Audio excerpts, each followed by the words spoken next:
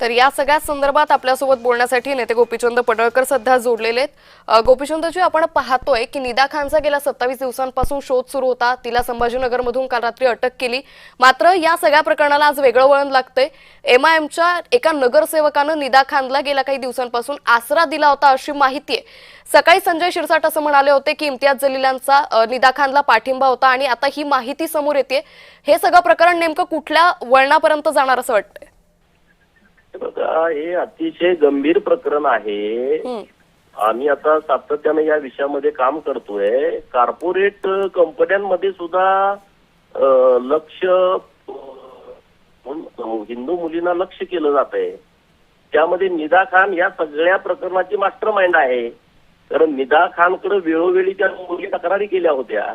हे जेव्हा प्रकरण समोर आलं, अनेक मुलींवरती अत्याचार झाला आणि FIR नाशिकमध्ये दाखल झाल्या, तेव्हा निदा खान फरार झाली। निदा खानचा विषय समोर आल्यानंतर इम्तियाज जलीलनी समर्थन केलं होतं निदा खानचं। आता ही प्रवृत्ती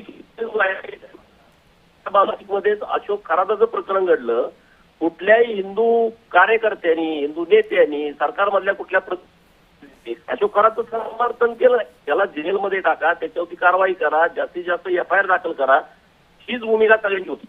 परंतु दुसऱ्या बाजूला निदा खानचं समर्थन इम्तियाज करतोय आणि त्या शहरामध्ये इतके दिवस फरार राहिल्याच्या नंतर संभाजीनगरमध्ये निदा खान सापडतीये।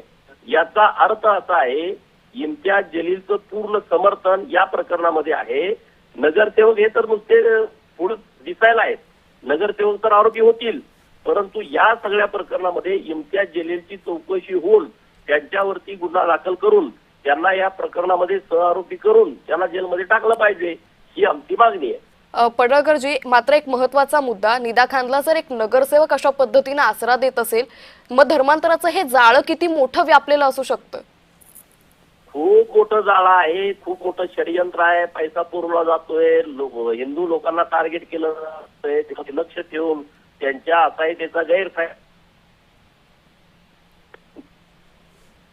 त्यांचे व्हिडिओ तयार करायचे, त्यांचे जरा चुकीच्या पद्धतीचे फोटो काढून घ्यायचे, ते फोटो व्हायरल करायची धमकी द्यायची, असे अनेक प्रकार सुरू आहेत। त्यांना मटण खायला लावायचं, गोमांस खायला लावायचं, देवाला शिव्या द्यायच्या, हे सगळे प्रकार सुरू आहेत। हे काय असंच उगत होत नाहीत, याच्या पाठीमुळे मोठं षडयंत्र आहे आणि या षडयंत्राचा भाग इम्तियाज जलील सारखी लोक। निश्चित पडळकरजी, त्यामुळे आता हे धर्मांतराचं जे प्रकरण आहे ते केव्हापर्यंत मार्गी लागतं आणि यापुढेही असे प्रकार घडू नये यासाठी काय पावलं उचलली जातात ते पाहणं महत्त्वाचं ठरेल। तुर्तास खूप धन्यवाद आपण जय महाराष्ट्राला दिलेल्या प्रतिक्रियेसाठी। त्यामुळे निदा खानला एका एमआयएमच्या नगरसेवकानं आसरा दिला होता अशी माहिती सध्या सूत्रांकडून प्राप्त होतीये। तर याच सगळ्या संदर्भात मंत्री संजय शिरसाटांनीही आरोप केले होते।